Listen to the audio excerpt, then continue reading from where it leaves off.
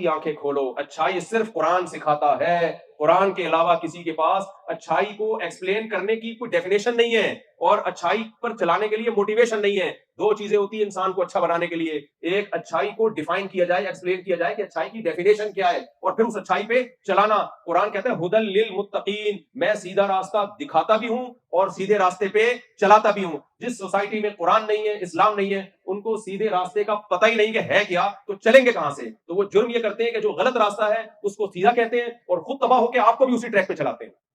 تو اس لیے اپنے ایمان کو آپ مضبوط کرو. ہمیں کلچر میں کسی کو فالو کرنے کی ضرورت بولو نہیں ہے.